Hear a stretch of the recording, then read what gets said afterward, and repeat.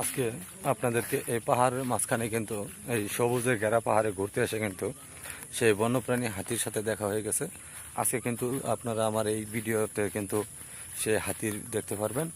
আসলে এই সবুজ মানে প্রাকৃতিক সৌন্দর্য কিন্তু আসলে বন্যপ্রাণী হাতি না থাকলে কিন্তু আসলে সৌন্দর্য কিন্তু ভালো লাগে না।